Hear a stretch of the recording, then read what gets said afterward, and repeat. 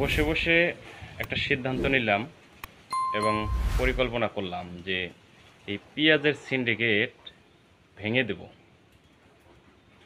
আপনারা যদি আমার মতো বুদ্ধি করেন তাহলে পেঁয়াজের সিন্ডিকেট ঠিকই ভেঙে দেব। বাংলাদেশ একদম সিন্ডিকেটের আতুরঘর হয়ে গেছে। এত চাপ, এত মোবাইল কোর্ট, এত জরিমানা, তারপরেও এই সিন্ডিকেট যাচ্ছে না।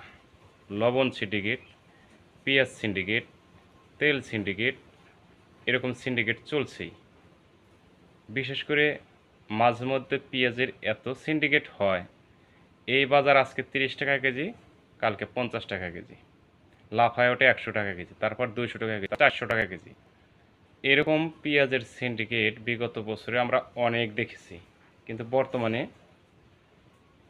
দেশ পরিবর্তন হওয়ার পর একটু হলেও স্বস্তি আছে, তারপরও সিন্ডিকেট কিন্তু হচ্ছে।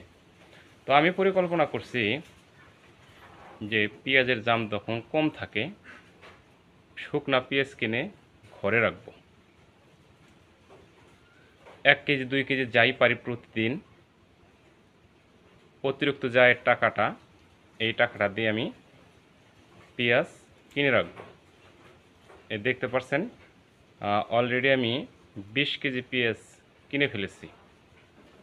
তো আমরা যদি প্রতিটি পরিবার আমাদের যতটুকু পেঁয়াজ লাগবে সারা বছর যখন কম থাকে, পেঁয়াজগুলো যদি আমরা কিনে রাখতে পারি তাহলে বাজার কত বারোশ বাড়তে থাক, পেঁয়াজ আমরা সিন্ডিকেটের বাজারে যেতে রাজি না।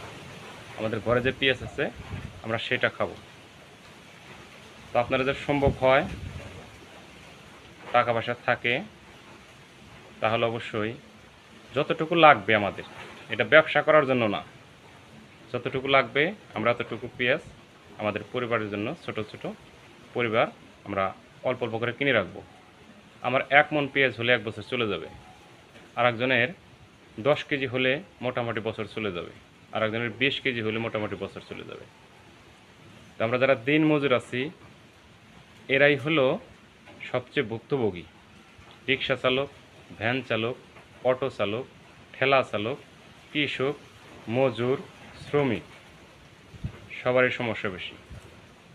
প্রতিদিন আপনারা 1 কেজি করে পেঁয়াজ কেনার চেষ্টা করবেন, হাফ কেজি কেনার চেষ্টা করবেন। এখন পেঁয়াজের দাম বাড়তেছে।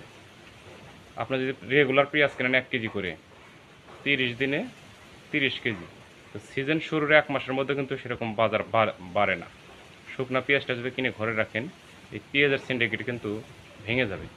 বড় লোকের তো কিছুই না, ওদের হাজার হাজার টাকা আছে, লক্ষ লক্ষ টাকা আছে, ওদের 1 মণ কেন, 100 বস্তা পেঁয়াজ কেনা, 1000 বস্তা পেঁয়াজ কিনে রাখার মতো ঘরে টাকা আছে। কিন্তু যত মরণ এই আমাদের কামলা বাচ্চাদের।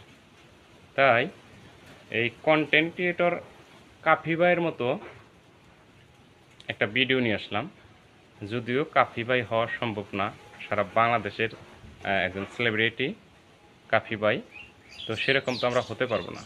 তবে আমরা এরকম বুদ্ধি করে যদি একটু চলতে পারি তাহলে আমাদের আর পেঁয়াজ সিন্ডিকেট ধরতে পারবে না। তবে আমাদের একজন কিন্তু বলেছিল যে ডিমের দাম বেশি হয়েছে, ডিমের দাম যখন বেশি হয় তখন আপনারা ডিম কিনবেন, বেশি করে কিনে ফ্রিজে রেখে দেবেন, যখন দাম বাড়বে তখন বের করে খাবেন। কিন্তু এটা মনে করেন নাই আপনি যে ডিম কিনে ফ্রিজে রেখে দেবো, একজন শ্রমিক রিক্সা চালকের ঘরে কি ফ্রিজ আছে? ফ্রিজের টাকা কোথায় পাবো? ফ্রিজ কিনবে কি দিয়ে? কি এত টাকা কোথায় পাবে?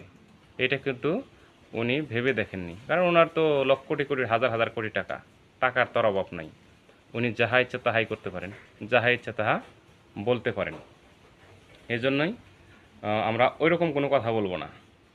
ওই একটা শাস্ত্রে বলছে যে জমি বিক্রি করে টয়লেট দিলাম, কিন্তু পায়খানা করব কি খায়া?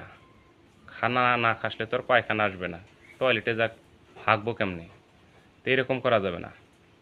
আমরা যারা আছি সাধ্য অনুযায়ী আসুন। এই সময়ে পেঁয়াজের সিন্ডিকেট অলরেডি শুরু হয়ে গেছে। কিছুদিন আগেই ছিল 30 টাকা, এখন 50 টাকা, 60 টাকা। আবার একদিন দেখবেন 100 টাকা হয়েছে, 80 টাকা হয়েছে, আবার দেখবেন 150-200 টাকা হয়েছে। তো অল্প কিছু কিছু সময় আমরা যদি এরকম পেঁয়াজ কিনে ঘরে রাখতে পারি, আমার মতো যদি রাখেন, তাহলে যখন যেই সময়টা সিন্ডিকেট হচ্ছে তখন আমরা এই পেঁয়াজগুলো দিয়ে আমরা আমাদের বাসা বাড়ি চালাবো। আর যখন নর্মাল থাকবে তখন কিনে কিনে আমরা আমাদের পারিবারিক চাহিদা মেটাবো। তো আমার সিদ্ধান্ত এটা, আমার আইডিয়া এটা। আপনাদেরকে এই জিনিসটা আজকে জানালাম। কেমন লাগলো আমার এই মতামতটা অবশ্যই আপনারা জানাবেন। ভালো থাকবেন, সুস্থ থাকবেন। এই ধরনের ভিডিও প্রতিদিন একটা করে দেওয়ার চেষ্টা করব। আমার চ্যানেলে নতুন হয়ে থাকলে অবশ্যই চ্যানেলটি সাবস্ক্রাইব করে দেবেন এবং সবার আগে নতুন নতুন ভিডিও পেতে পাশে থাকা যে বেল আইকনটি আছে অবশ্যই সেই বেল আইকনটি বাজিয়ে দেবেন। আপনার একটা কমেন্ট আমার আরেকটি নতুন ভিডিও বানানোর জন্য উৎসাহিত করবে। ভালো থাকবেন। আল্লাহ হাফেজ। আসসালামু আলাইকুম ওয়া রাহমাতুল্লাহ।